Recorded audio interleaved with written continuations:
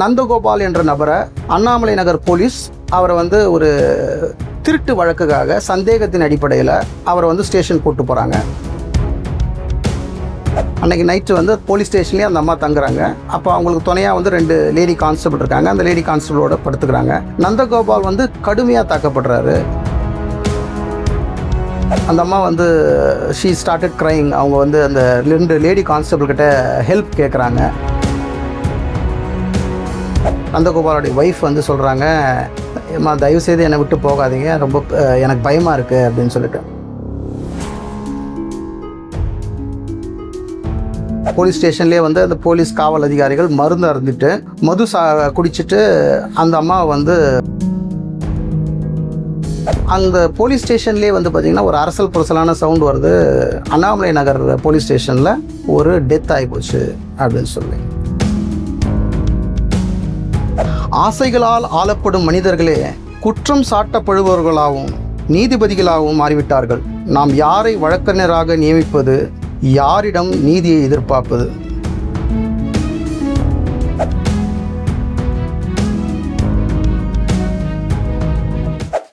Mehboob Batcha versus state of Tamil Nadu. இந்த வழக்கு வந்து 1992 30/5/1992 அண்ணாமலை நகர் போலீஸ் ஸ்டேஷனில் நடந்த ஒரு கஸ்டோடியல் டெத் மற்றும் ரேப் கேஸ்.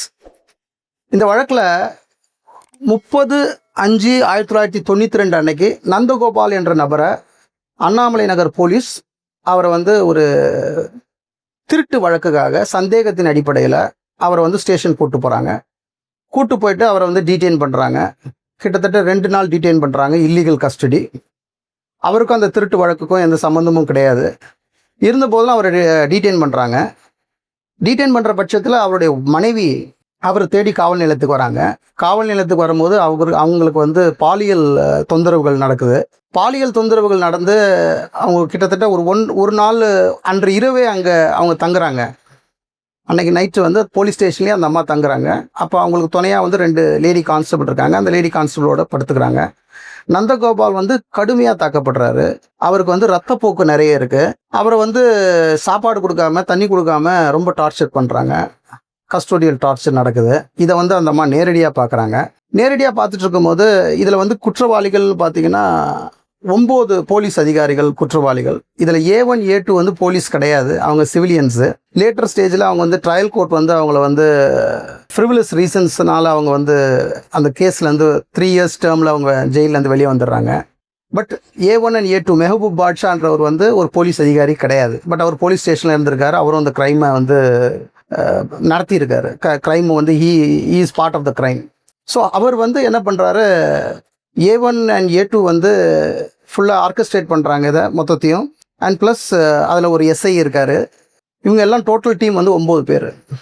இவங்க என்ன பண்ணுறாங்க, அந்த அம்மாவையும் பத்மினியை வந்து பாலியல் சீண்டல் பண்ணி ஒரு ஸ்டேஜில் வந்து அவங்களுடைய ப்ளவுஸ் வந்து கிழிஞ்சிருது. அதுக்கப்புறம் அவங்கள வந்து கிண்டலாக பேசுகிறது, அவங்கள வந்து எள்ளி நகையாடுறது, இந்த மாதிரி அவங்கள வந்து வம்புக்கு இழுத்துருக்குறாங்க. அண்டு ஒரு ஸ்டேஜில் வந்து அந்த அம்மா வந்து ஷீ ஸ்டார்டட் க்ரைங். அவங்க வந்து அந்த 2 லேடி கான்ஸ்டபிள் கிட்ட ஹெல்ப் கேட்குறாங்க. அப்புறம் அவங்க என்ன சொல்கிறாங்க, அதெல்லாம் ஒன்றும் ஆகாதுமான்னு சொல்லி இது பண்ணுறாங்க. அடுத்த நாள் காலையில் இந்த லேடி கான்ஸ்டபிள் 2 பேரும் போயிடுறாங்க. போயிட்டுட்டு செகண்ட் ஹாஃபில் வராங்க. ஒரு 2:30 3 o'clock வந்து அண்ணாமலை நகர் போலீஸ் ஸ்டேஷனுக்கு திரும்ப வராங்க. வரும்போது அந்த SI சொல்கிறாரு, ஏம்மா இப்போ வந்து செம்பருத்தின்னு ஒரு படம் வந்திருக்கு, ரிலீஸ் ஆகிருக்கு, அந்த படத்தை பார்த்துறீங்களா 2 பேரையும் கேட்குறாரு இந்த கான்ஸ்டபிள்ஸை. அவங்க இல்லை சார் அப்படின்னு சொல்கிறாங்க. சொன்னோடனே இல்லை, அந்த ஸோ தியேட்டரில் உங்களுக்கு வந்து சீட்டு நான் பிளாக் பண்ணியிருக்கேன், நீங்கள் வந்து அந்த படத்தை வேணால் போய் பார்த்துட்டு வாங்க அப்படின்றாங்க.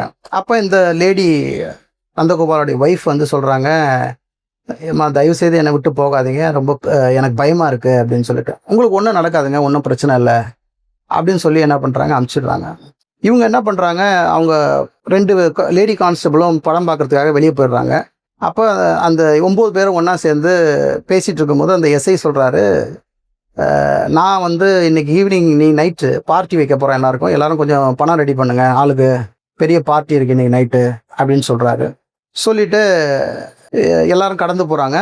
அன்னைக்கு வந்து அங்கேயே மது அருந்துறாங்க. மது குடிச்சிட்டு அந்த அம்மா வந்து வன்புணர்வு செய்கிறாங்க. கிட்டத்தட்ட 16 முறை வந்து அவங்க ஷி வாஸ் பீன் ரேப்.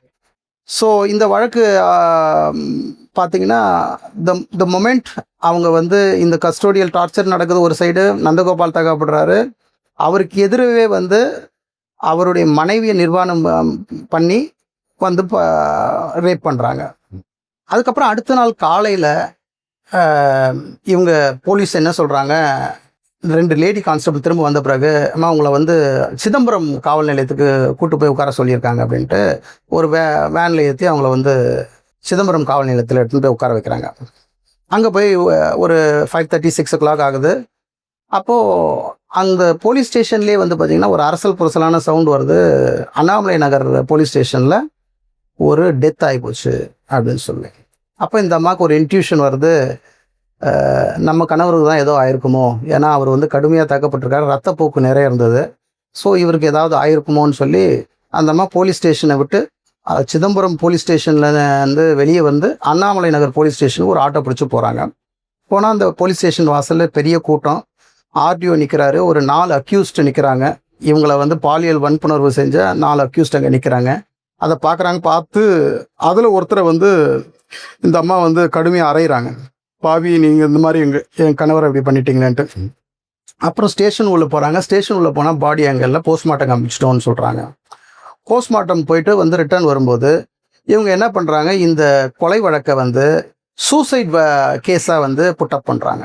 கம்ப்ளீட்டாக வந்து கயிறு அந்த செல்லுக்குள்ளேயே கயிறை கட்டி சூசைட் வழக்காக செட் பண்ணி எஃப்ஐஆர் பதியப்பட்டதும் வந்து ரேப் அண்ட் கஸ்டோடியல் அசால்ட்டு தான் பண்ணியிருக்காங்களே தவிர மர்டர் கேஸ் 302 வந்து எஃப்ஐஆரில் கிடையாது.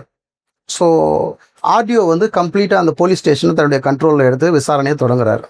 தொடங்கும் போது தான் இவங்களுக்கு ஏற்பட்ட அந்த பாலியல் குற்றங்கள், நந்தகோபாலுக்கு ஏற்பட்ட அசால்ட்டு, மற்றபடி கஸ்டோடியல் டார்ச்சர் எல்லாமே ரெக்கார்ட் ஆகுது. இது வந்து வழக்காக வந்து கடலூர் நீதிமன்றத்தில் வழக்காக பதியப்படுது. கடலூர் நீதிமன்றத்தில் கேஸ் நம்பர் 99 of 1993 டிஸ்ட்ரிக்ட் கோர்ட்டில் இந்த கேஸ் நடக்குது. கேஸ் நடந்து அவங்களுக்கு எல்லாருக்கும் கன்விக்ஷன் கொடுக்குறாங்க. கன்விக்ஷன் வந்து என்ன கொடுக்குறாங்க, மர்டர் கேஸாக இல்லை, it was just a rape case and an assault case. அதுக்கப்புறம் ரிவிஷன் பெட்டிஷன் போகிறாங்க இந்த கன்விக்ஷனை சேலஞ்ச் பண்ணி ஹைகோர்ட்டுக்கு. ஹைகோர்ட்லேயும் வந்து அந்த கன்விக்ஷன் உறுதியாகுது. இதில் வந்து மேக்ஸிமம் வந்து 3 years நிறைய பேர் கொடுத்துருக்காங்க, maximum sentence 10 years. So as on date எல்லாருமே ரிலீஸ் ஆகிட்டாங்க. இந்த வழக்கில் யாருமே வந்து இப்போ ஜெயிலில் இல்லை. பட் இதே வழக்கு வந்து சுப்ரீம் கோர்ட்டுக்கு criminal appeal number 1511 of 2003 supreme கோர்ட்டுக்கு போகுது. Justice Markandey Katju and justice Gyan Sudha Misra அமர்வில் இந்த வழக்கு விசாரணைக்கு வருது. இந்த வழக்கு விசாரணையை போது மார்க்கண்டே கட்ஜு ஒரு உருது கவிதையை இந்த ஜட்ஜ்மெண்ட்டுக்கு முத்தாய்ப்பாக எழுதுறாரு. அதாவது அந்த ஜட்ஜ்மெண்ட்டோட ஃபர்ஸ்ட் பேஜ்லேயே ஒரு உருது கவிதை எழுதுறாரு. ஆசைகளால் ஆளப்படும் மனிதர்களே குற்றம் சாட்டப்படுபவர்களாகவும் நீதிபதிகளாகவும் மாறிவிட்டார்கள். நாம் யாரை வழக்கறிஞராக நியமிப்பது, யாரிடம் நீதியை எதிர்பார்ப்பது? ஸோ அவர் என்ன சொல்ல வர்றாரு, it is a state of helplessness and a systematic corruption. when prosecutor and judges are compromised, where should victims seek justice? அப்படின்னு சொல்லி அந்த உருது கவிதையிலேருந்து ஆரம்பிக்கிறாரு. அதே ஜட்ஜ்மெண்ட்டில் பேரா 15ல் அவர் என்ன சொல்கிறாரு, we are surprised that the accused were not charged under section 302 IPC. Murder by policemen in police custody is in our opinion in the category of the rarest of the rare cases deserving death sentence. So இந்த வழக்கை வேறு வழி இல்லாமல் அவங்க முடிச்சு வைக்கிறாங்க. காரணம், இப்போ ஏபெக்ஸ் கோர்ட் லெவலில் அப்பலேட் கோர்ட்டில் அவங்களால இந்த 302 ப்ரொவிஷனை திரும்ப இன்வோக் பண்ண முடியல. ஏன்னா நீங்கள் வந்து எஃப்ஐஆரில் 302 செக்ஷனே இல்லை, மர்டர் கேஸாகவே பதியப்படலை. இதை வந்து ஒரு சூசைட் கேஸாக முடித்து ட்ரையல் கோர்ட்டும் முடிச்சிட்டாங்க, ஹைகோர்ட்டும் முடிச்சிட்டாங்க. இது சுப்ரீம் கோர்ட்டு போகும்போது அவர் வந்து இந்த வியூவை சொல்கிறாங்க. இந்த ஜட்ஜ்மெண்ட்டில் பேரா நம்பர் 15 ரொம்ப முக்கியமான paragraph. We are surprised that the accused were not charged under section 302 IPC and instead courts below treated the death of Nandagopal as suicide. In fact, they should have been charged under that provision and awarded death sentence, as murder by policemen in police custody is in our opinion in the category of the rarest of the rare cases deserving death sentence. But surprisingly, no charge under section 302 IPC was framed against any of the accused. We are constrained to say that both the trial court and the high court have failed in their duty in this connection. Para number 18, in the normal course, we could have issued notice of enhancement of sentence, but as no charge under section 302 IPC was framed, we cannot straight away record conviction under that provision and enhance the punishment அப்படின்னு சொல்லி அப்பீலை வந்து dismiss பண்றாங்க.